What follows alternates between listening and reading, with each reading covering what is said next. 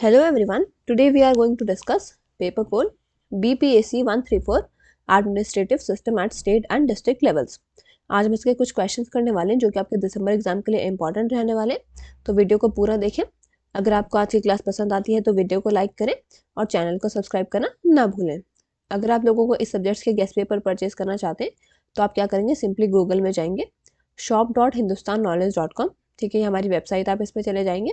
आपको कुछ ऐसा इंटरफेस दिख जाएगा, यहाँ पे आपको सर्च कोड का ऑप्शन दिखेगा।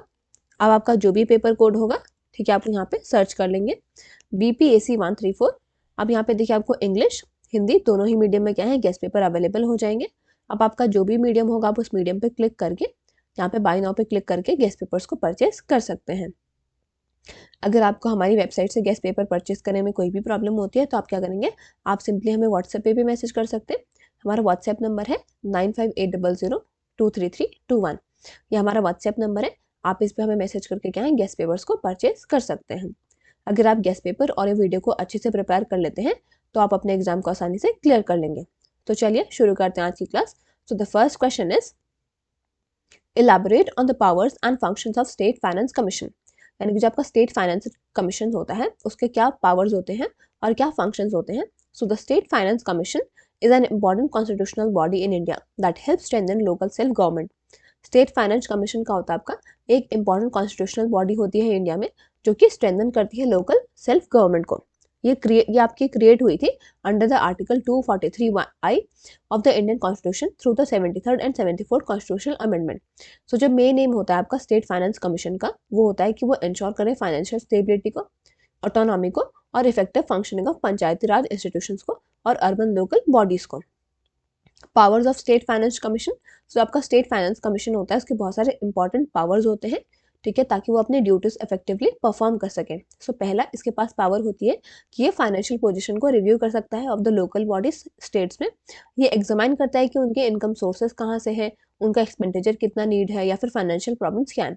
सेकंड जो आपका SFC होता है उसके पास पावर होती है कि वो रेकमेंड कर सकता है डिस्ट्रीब्यूशन ऑफ फाइनेंशियल रिसोर्सेज को between the state government and local bodies. ये आपका इंक्लूड करता है sharing of the state taxes, duties, tolls and fees.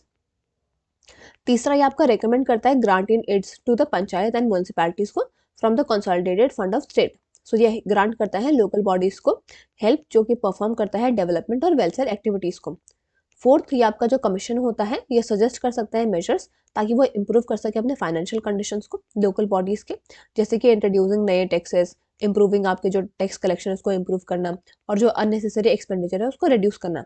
तो फाइनली आपका जो SFC है उसके पास पावर होती है कि वो इन्फॉर्मेशन को सीक कर सकता है और डेटा को सीक कर सकता है from the state departments, local bodies और ऑफिशियल्स ताकि वो अपनी रिपोर्ट को प्रॉपरली प्रिपेयर कर सके।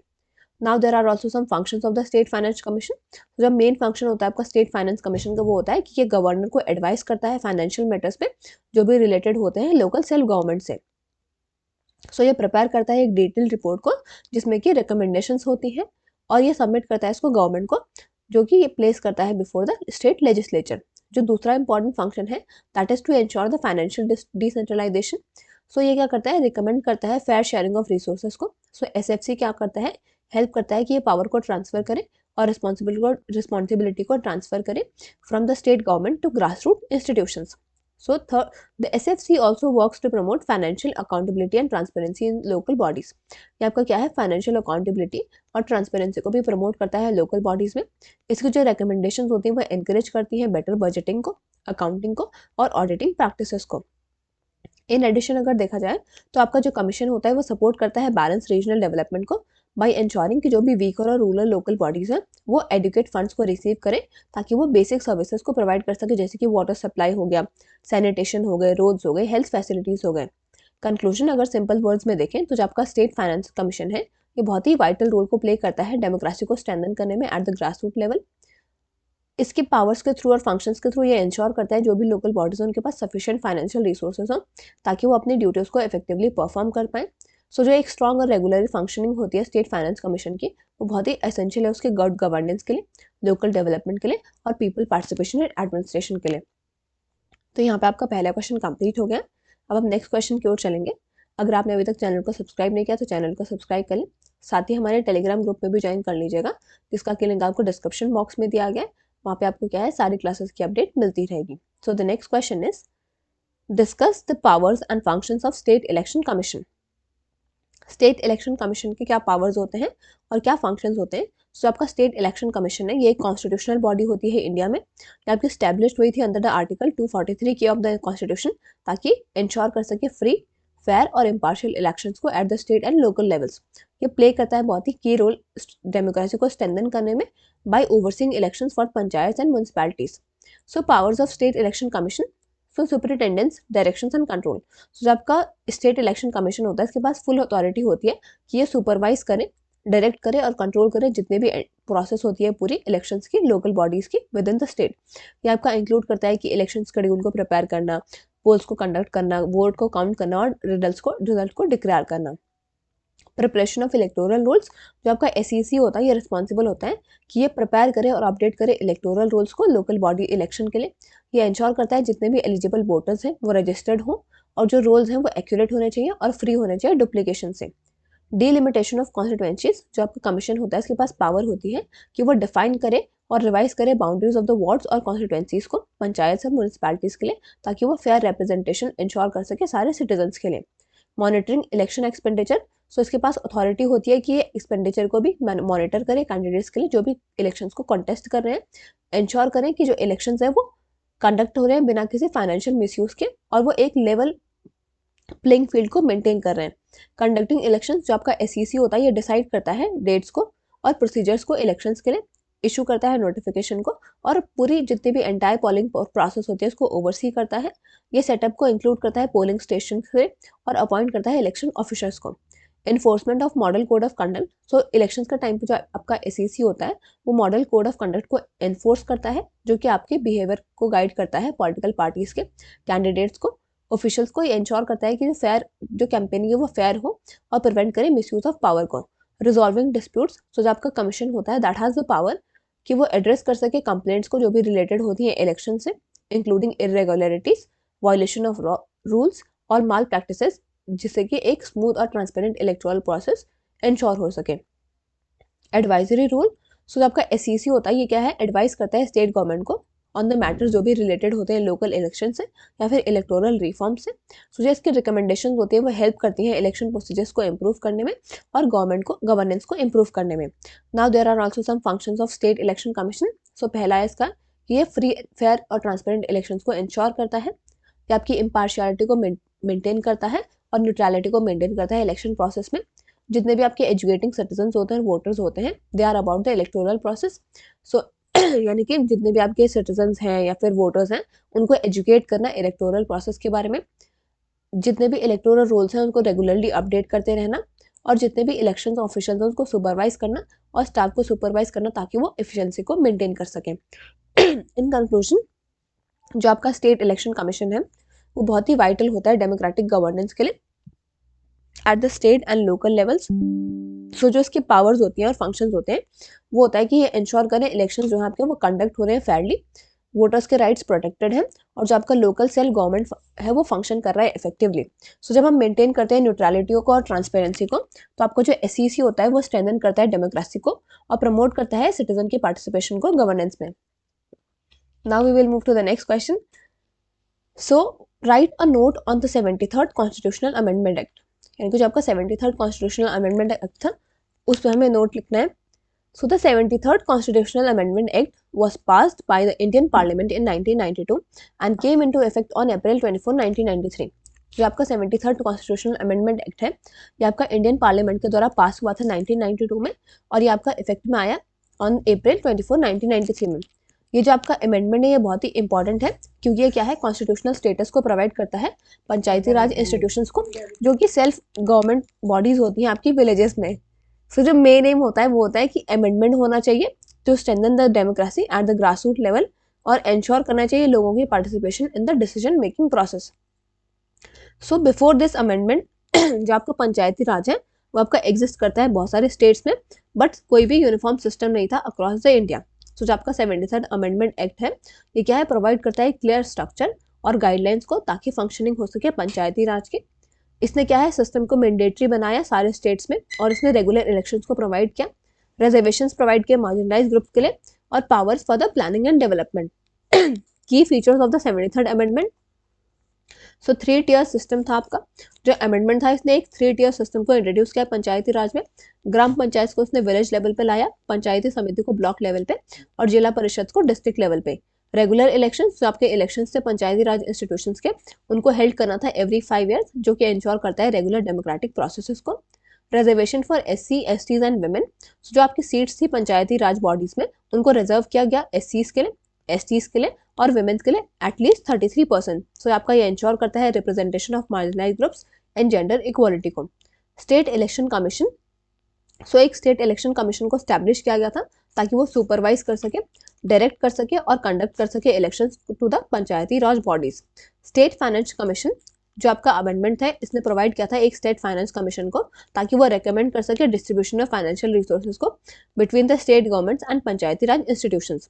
पावर्स एंड फंक्शंस, जो आपकी पंचायती राज बॉडीज हैं उनको क्या है अथॉरिटी दी गई थी ताकि वो प्लान करे और इम्प्लीमेंट करे इकोनॉमिक डेवलपमेंट को और सोशल जस्टिस प्रोग्राम को विलेजेस में। सो वो क्या है वो इंटरेस्टेड थे उन सब्जेक्ट से जो कि लिस्टेड थे आपके 11th शेड्यूल में, जैसे कि एग्रीकल्चर हो गया, एजुकेशन हो गया, हेल्थ हो गया, सैनिटेशन हो गया और वेलफेयर प्रोग्राम्स हो गए। ग्राम सभा, जो आपका ग्राम सभा है that is consisting of all adult members of village was given an important role in decision making and monitoring development activities। जब का ग्राम सभा है वो आपका जितने भी अडल्ट मेंबर्स होते हैं विलेज के उसके कंसिस्ट करता है और उनको इंपॉर्टेंट रोल दिया जाता है डिसीजन मेकिंग में और डेवलपमेंट एक्टिविटीज को मॉनिटर करने में। इंपॉर्टेंस, जो आपका 73rd अमेंडमेंट एक्ट है इसने क्या है डिसेंट्रलाइज किया डेमोक्रेसी को, इसने जो डिसेंट्रलाइज डेमोक्रेसी थी उसको स्ट्रेंथन किया इंडिया में। इसने एम्पावर किया लोकल कम्युनिटीज को कि वो डिसीजंस लें about their own development, ensure करें सोशल जस्टिस को और प्रमोट करें वुमेन के पार्टिसिपेशन को गवर्नेंस में।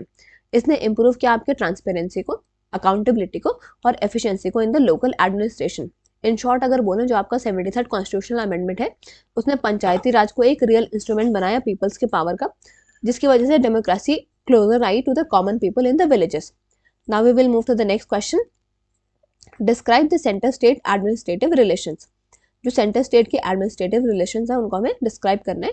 सो आपके सेंटर स्टेट एडमिनिस्ट्रेटिव रिलेशन है वो रेफर करता है कि कैसे जो यूनियन गवर्नमेंट होती है यानी कि जो सेंटर होता है वो स्टेट गवर्नमेंट के साथ वर्क करती है ताकि वो गवर्न कर सके कंट्री को।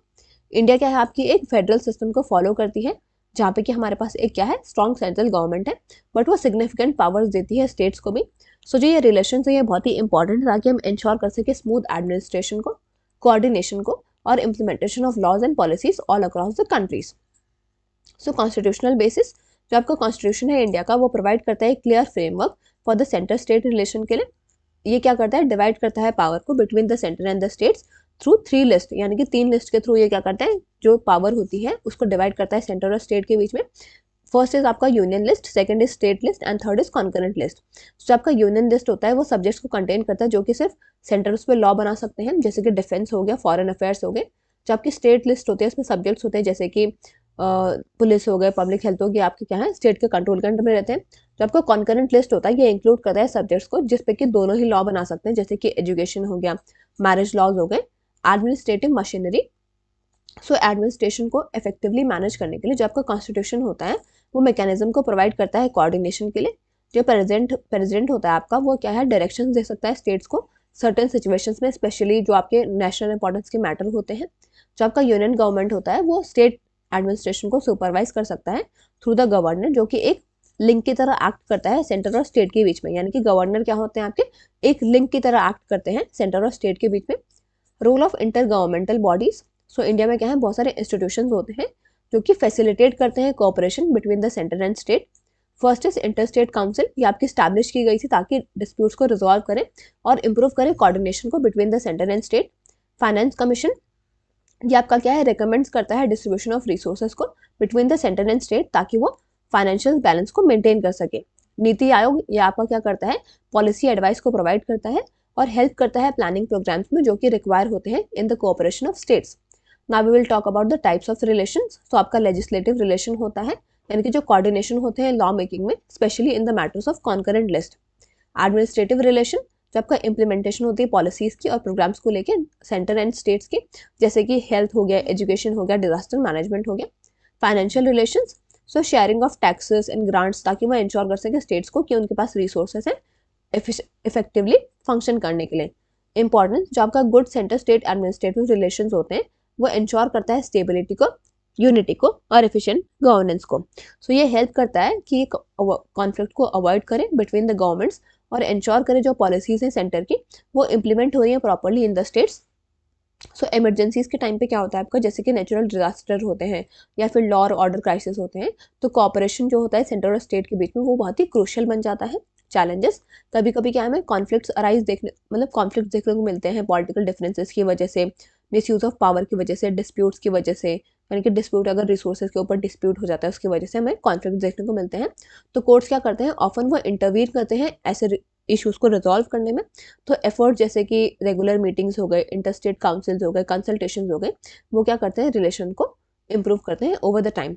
इन कंक्लूजन, जो आपके सेंटर स्टेट एडमिनिस्ट्रेटिव रिलेशन है इंडिया में, उनको डिज़ाइन किया गया है कि वो बैलेंस करें पावर को, कॉपरेशन को इंश्योर करें और मेंटेन करें unity in a diverse country.